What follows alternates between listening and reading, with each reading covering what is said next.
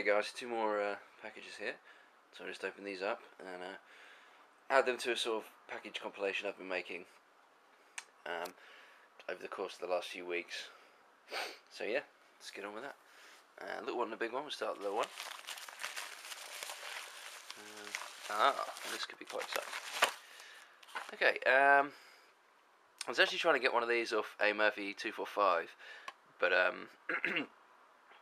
well, at the time it looked like he was trading to someone else, so I picked one up off eBay for about £3, and ironically his deal fell through and I could have got it off him, but since it was so cheap I don't mind. This is the Super Game Boy. It's pretty much like Ron Seal, does exactly what it says on the tin. You put your Game Boy game into it and you play it on the SNES, which is really cool. So, here we go, Super Mario Land 2, pop her in and there's the device. So hopefully that works. It looks to be in pretty good condition. I'd say this is one of the better peripherals for the SNES. I mean, I like the Super Scope and things like that, but there just was too few good games for it. Obviously with this, you've got the entire library of Game Boy games to play on the big screen, which is just wonderful. Maybe I'll show some footage of that. I think it will make capturing Game Boy games a lot easier. So that's pretty helpful as well. So I can put up some footage of the stuff I've recently picked up with my Game Boys. That'll be cool. But yeah, moving swiftly on. This is a much bigger package. Just to pull it out.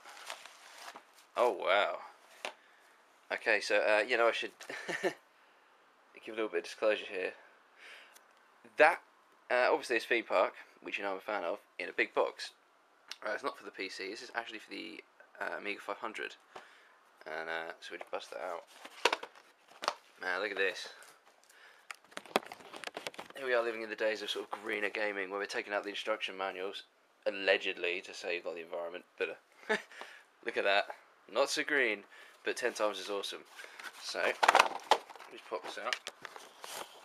Oh, I remember these. Do you remember those? Seemed so cool at the time. Now, they kind of represent pure evil. Look at that. Lovely, huge manual. Dying breed, there they are now. Oh, that's wonderful. And of course, the floppy disks that represent the theme part of the game. Yeah, you'll probably note that I haven't shown an Amiga 500 in any of my videos, but you may remember that I showed my CD32, Amiga CD32. Well, recently I managed to pick up that thing right there. Give you a zoom. Which is basically the floppy. It's actually an official add-on, even though it doesn't look like it. It's like some sort of fan-made mod. Yeah, that's the official add-on, and basically what that does is just allow this to read Amiga 500, Amiga 1200, and Amiga 600, and everything else between. It allows them to play those games, basically. To be honest, it works really well. It literally doesn't give you any menus or anything, it doesn't change anything about the CD32, but you just pop in one of these floppies, and it'll load them up, provided you haven't got a disc in there.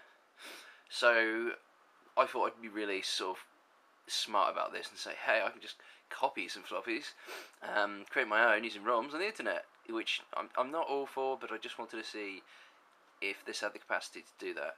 And although it does, it's really quite difficult to change the format of an ADF file, which is what you got off the internet, into an actual one. And it's probably for the best. I'd rather have the genuine games anyway.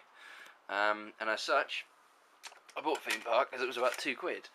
There are a lot of Amiga games I'd like to get. The Turrican games are absolutely amazing. I can't remember a lot off the top of my head. It's been about 15 years since I played an Amiga 500, but I know there's a lot there I love. What is cool about the Amiga CD32 as well, and again this fringes on copyright a little bit, but I want to buy a copy of the Ultimate Lotus Trilogy, I think it's called, which is Lotus Esprit Tower Challenge 1, 2 and 3. And I love those games for the Amiga 500. And when they released this Ultimate Edition for the CD32, you think, wow, that's all on one disc, I'll take it.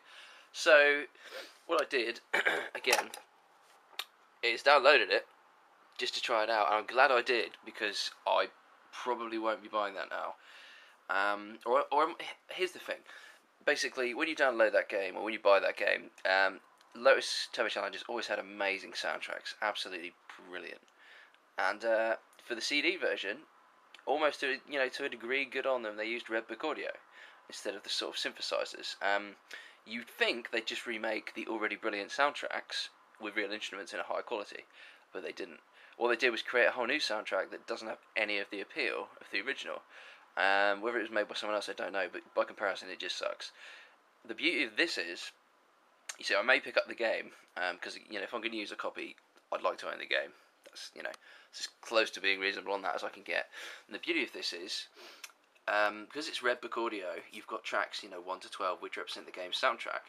So what you can do is actually just download the original music files from the original Lotus games, and basically copy and paste them onto that when you burn it, and replace the rather new crappy soundtrack with the old one.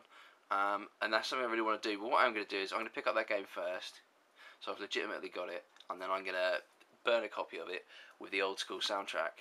And I might put footage of that up, obviously not burning or anything like that, but just me playing it with the old school soundtrack, because it's so much better. But yeah, so with that in mind, got a little bit diverted here, but the reason is Theme Park. So I'm going to give that a shot. I'll compare it to the PlayStation version. I'm thinking it's quite possible that I do need to get the keyboard and mouse accessory to play it. That makes sense. But who knows? Maybe it'll accept the CD32 controller as an input.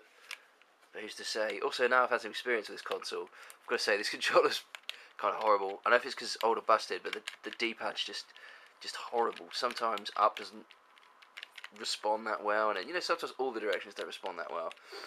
This is not the controller it shipped with either. It's another one I bought, because the one it shipped with is actually broken. So I'm getting the impression these do die quite easily.